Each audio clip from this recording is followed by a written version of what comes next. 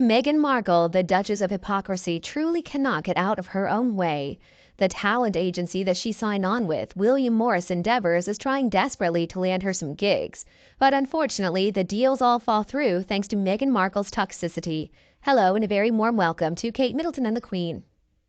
Do you all remember when we heard the news that 2024 was going to be the year of Meghan Markle?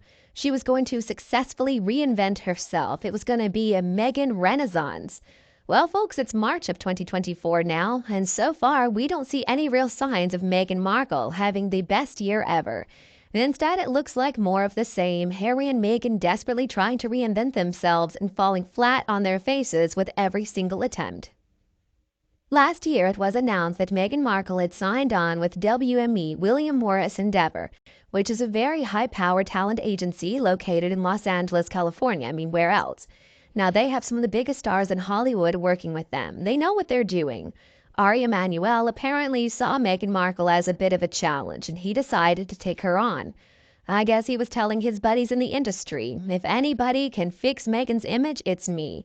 But it looks like Meghan Markle is too toxic even for Ari Emanuel, the wizard. Right now, Meghan Markle's team is struggling to find any big brand names that actually want to work with her. And according to royal commentator Neil Sean, Meghan Markle is facing a much bigger issue. On his YouTube channel, Neil said, quote, "The bigger issue now that the team behind Meghan Markle is finding. Each time they feel they've got her a deal, something engulfs the ex-royals." He went on to clarify, once you are a major brand, you do not want your brand taken over by some personal issue like Prince Harry's visa row or his security details. Neil also said, "The bigger issue I've been told that is really plummeting the idea of Meghan landing some kind of mega deal as an influencer or brand ambassador, all the fashion plates she's done while skiing have yet to result in anything of any substantial level." Well, that is the problem with the Sussexes, isn't it? I mean, the truth is Harry and Meghan, for all their attempts at getting good publicity, get a lot more negative attention than they do positive. But that's because people simply don't believe the lies anymore. We don't believe the puff pieces. We don't believe the nonsense that Harry and Meghan's PR team is trying to put out there. We can see the reality of their situation. We can see the reality of who they are as people. And they're just not all that likable. For example, what was Prince Harry thinking? Who did he think was going to be impressed by the statement that he made, implying that he somehow faces a greater risk than his late mother, with, he said, quote, "additional layers of racism and extremism." Now, this came amid discussions about the future of his personal security, and he said this to the High Court. He's so completely out of touch with reality. He just says this stuff and he believes it's going to get him sympathy, but it backfires every single time. The crazy thing is, I really do believe that Harry is convinced that his family faces an international threat. So he talked about the terror group Al-Qaeda calling for him to be killed during communications over his protection. Well, if Harry was really scared of these terrorist groups like Al-Qaeda, then why on earth in his stupid book Spare did he brag about killing 25 members of the Taliban? If he was really worried about his security, he never would have said something like that. It's starting to look like Harry intentionally puts himself at risk just so he can whine about security. We know now Harry's legal action that he took against the Home Office was a big fat failure. And details of Harry's security complaints, including worries expressed over security when he went to hearings in his litigation against newspaper publishers, all of that was disclosed in this failed legal action. Harry's not doing himself any favors. On Wednesday, the ruling was clear. The retired High Court Judge Sir Peter Lane dismissed Harry's challenge over the February 2020 decision of the Executive Committee for the Protection of Royalty and Public Figures, aka RABEC. And we're already hearing that Harry doesn't want to give up. Harry, it's time to give up. You are not entitled to taxpayer-funded security because you are no longer a working royal. It's clear as day. I don't understand why that's so complicated for him.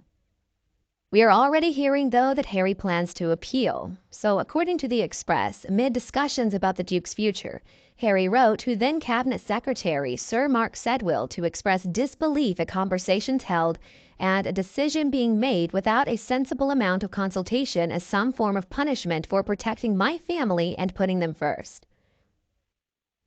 Geez, how entitled is this guy? In the letter, Harry also said that he could not see how he could have his security removed unless the current risk to him and his family had decreased. Again, can somebody not explain this to Harry in terms that he can understand? I mean, does somebody have a My First Dictionary handy? Maybe they can look up some words that Harry's going to be able to comprehend. It's not a complicated issue, Harry. You and Meghan chose to step back from your positions as working royals, and in doing so, it was made clear to you that you were going to lose your taxpayer-funded security. So I don't think it matters how much more of his own money Harry pours into this case. The case is closed. Meanwhile, in other news, it sounds like maybe Meghan Markle has gotten the memo that she's not the best when it comes to fashion sense. So according to Marie Claire, Meghan Markle hires Adele and Jennifer Lawrence as stylist as her Hollywood relaunch continues. Celebrity stylist Jamie Mizrahi reportedly is now working with Meghan Markle to revamp her wardrobe, according to this article in Marie Claire. Now, this is also coming from fashion industry insider Lauren Sherman. She wrote it in her newsletter, The Line Sheet.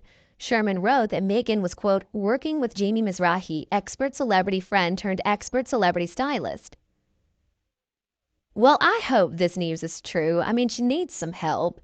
As far as I can tell, Jennifer Lawrence and Adele are usually dressed well. I mean, at least they know how to dress for their shapes. Adele especially. She's a bigger girl and she always looks amazing. I think now she's lost a lot of weight, but still, she looks great whatever she wears. So hopefully this stylist, this Jamie person, can give Meghan some tips. But the question, as always, is going to be, is Meghan going to listen to her? According to a report in Page 6, as a relaunch of Meghan's career is on the horizon, this Jamie Mizrahi is going to take Meghan's California cool looks into true Hollywood glam. Oh, really now?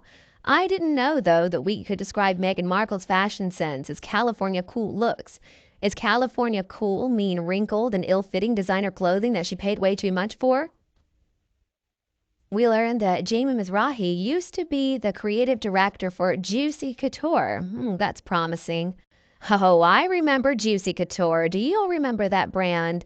They were the makers of those hideous velvet sweatsuits or tracksuits or whatever. And they would often have the word juicy splashed across the backside. I mean, an uglier set of clothing I don't think I could have invented. Back in the early 2000s, I guess it was. I mean, WME Couture was very popular, especially with people in Hollywood, moms and the like. So perhaps Jamie Mizrahi has matured a little bit. I hope she's going to be dressing Meghan in something other than stuff like that. According to Sherman, the styling relationship with Mizrahi could be, quote, a turning point for both parties when it comes to their respective myth-making. Okay, then. Well, people are also predicting that Meghan is going to be more in the news because of the launch of her new podcast with Lemonada Media and other projects that she has told us are in the works. I'm still not convinced, though, that any of this is actually going to happen. Meghan Markle, after all, is the queen of manifesting. She just puts this information out there in the media, stuff that is not at all remotely related to reality, and then she thinks that's going to make it happen. Remember, Harry has also told us that he doesn't really believe in so-called objective reality. Clearly, this is something he learned from Meghan. I'm also really curious about what Meghan's new podcast with Lemonada Media is going to be about. I hope she does a better job than she did with Archetypes, or they're going to dump her too. I don't care how desperate any company out there is. Partnering with Meghan Markle is the kiss of death. And it really is a shame that it seems like they have to learn this the hard way rather than looking at what happened with Spotify and other corporations. Harry and Meghan's time, though, in the spotlight is coming to an end, and we're going to be here to continue to watch the fall. And you, what do you think about Meghan Markle's desperation for fame and fortune? Please let me know below in the comments section if you think she has any chance of success. As always, don't forget to like and share this video because YouTube prioritizes videos with lots of likes. And don't forget to click the subscribe button so that you don't miss a single update from Kate Middleton and the Queen. Thank you so much for tuning in. You have a wonderful day, and I'll be back to see you in the next videos. Thanks for watching.